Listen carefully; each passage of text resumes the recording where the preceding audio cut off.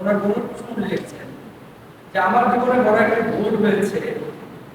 আমার আগে এক জায়গায় বিয়ে হয়েছিল সাধারণ মানুষ, তো আমি মনে করেছিলাম যে জীবনে বড় ভুল করেছি সাধারণ মানুষকে বিয়ে করে, যদিও তার চারিত্রিক ত্রুটি ছিল। এরপরে তালাকের পরে আমি আবার একজন মাদ্রাসা ব্যাকগ্রাউন্ডের হুজুর টাইপের স্বামী গ্রহণ করি, সেই সংসারের একটা সমস্যা।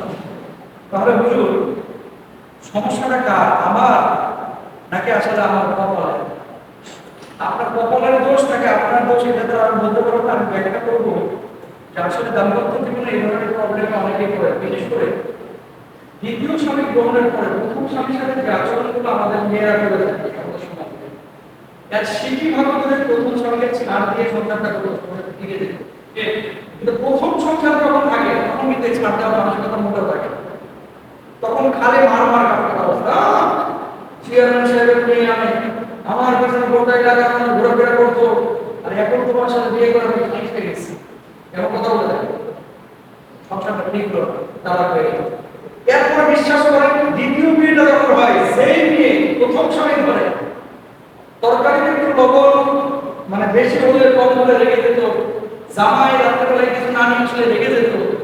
যেই জামাই মনে করেন 50,000 টাকা কামাই করে, এই জন্য তার মানসিকতা এটা স্থির হইতো না আমার ফিউচার কি, এরকম কথা বলে আমার ফিউচারটা কি। এই নিয়ে আবার দ্বিতীয় স্বামীকে এখন গ্রহণ করে 30,000 টাকা বেতন পায়, স্বামী মেনে নেয়, কপালে যাচ্ছে কিন্তু কপালে আগে যেটা ছিল এটা মাত্র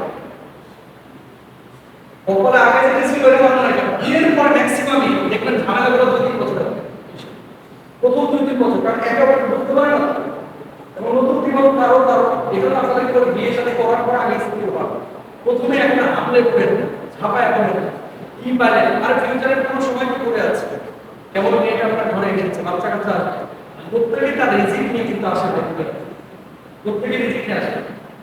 লাখ কেন কোটি কোটি মানুষ এই বাংলাদেশে আছে যারা বিয়ের পরে এমন একটা সময় চাকরি বাকরি হলো, পয়সা লতাটা দেওয়া শুরু করলো, আগে জীবন কল্পনাও করে না যে এরকম আমরা টাকা কামাবো,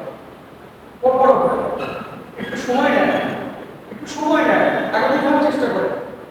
মনে রাখবেন ছাড় দেওয়ার মানসিকতা থাকলে তখন আপনার বিভিন্ন কোনো জায়গায় চলবে না, আলাদা কোনো দিকে বসে যাবে। আপনি যদি কাউকে ছাড় দিতে পারেন, সব মানুষ আপনার মতো হবে না। স্বামীকেও এটা বুঝতে হবে যে আমার স্ত্রীটা আমার মতো হবে না, আমার স্ত্রীকেও বুঝতে হবে যে সব বছর আমার সঙ্গে আমার মতো হবে না। এই ছাড় দেওয়ার মানসিকতাটা আমাদের থাকে। এখন বলতে শুরু করেছেন যে সাধারণ মানুষকে বিয়ে করে তো সবছিলাম, হুজুর টাইপের করলাম, ওখানে তো ধরা গেল, তাহলে আপনাকে বলবো এটা ছেড়ে দেয়। আর একটা দেখেন, এভাবে ছাড়তে থাকে কিয়ামত পর্যন্ত আপনি সুখী হবেন, আগে নিজে নিজে সুখী।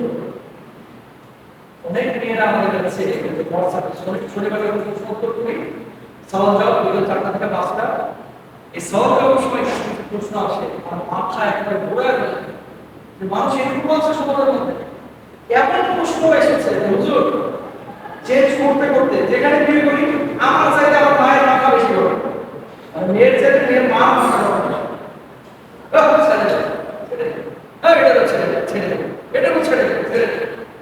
তিনটা চেঞ্জ হয়েছে, চতুর্থবার এসে মা বলতেছে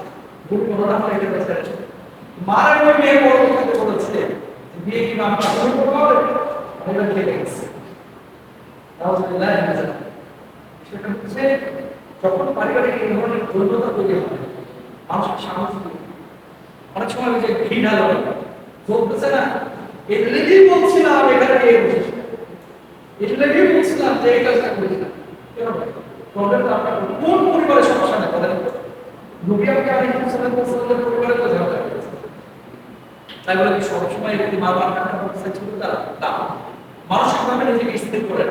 আর শোনেন বিয়ে করার সময় রেখে করতে বলেছেন তুমি কারণ বার্তা শুনে আর গায় বালিকা জাবালিকা হাসাবিকা বিয়ে দেখে চারটা জিনিস বিয়ে করেছে, একটা মেয়ে সম্ভব আছে কিনা, সৌন্দর্য আছে কিনা দেখতে হবে।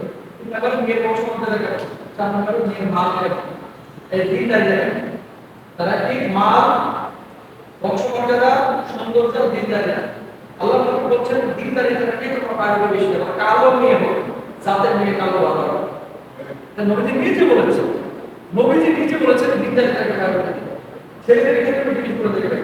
কিন্তু এখন যেটা বড় সমস্যাটা হচ্ছে আপনি অনেকে বলে যে হুজুর আমার মেয়েটার জন্য হুজুর টাইপের একটা ছেলে বলতে টাইম বললেই কিন্তু মানে আপনি মনে করেন না যে কেউ তার ফ্রেমটা ভিতরের মতো আর চরিত্রটা আমাদের কাছে সিলারের হয় ভালো এটা কিন্তু ভাবার খুব কাজ করে। দিন তারিখটা এটা একটা সাধারণ মানুষের ভিতরে ডাক্তার ইঞ্জিনিয়ার মধ্যে থাকতে পারে, একজন কন্টেন্ট ক্রিয়েটরের মধ্যে থাকতে পারে, একজন ফ্রিল্যান্সারের ভিতরে থাকতে পারে।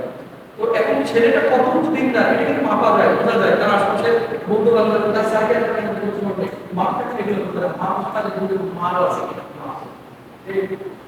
ঠিক না?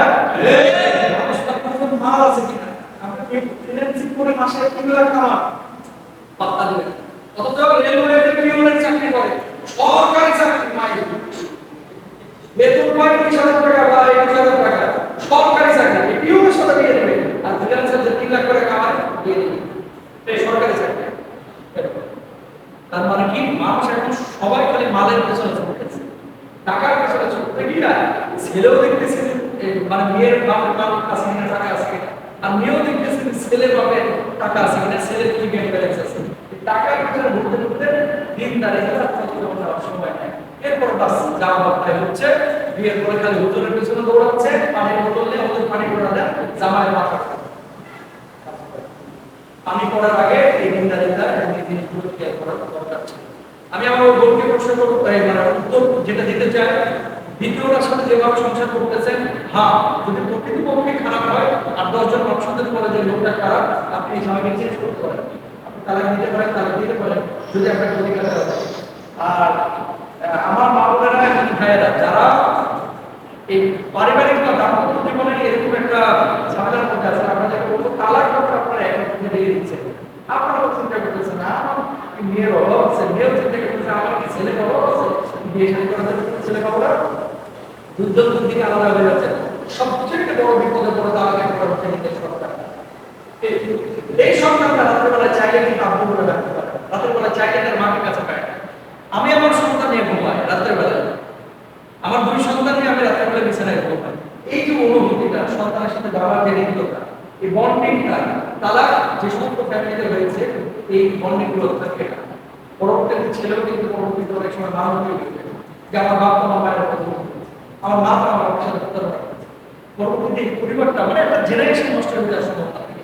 সুতরাং তালাক যদি ছায় ভালো কাজ না, আল্লাহ তাআলা উদার করতে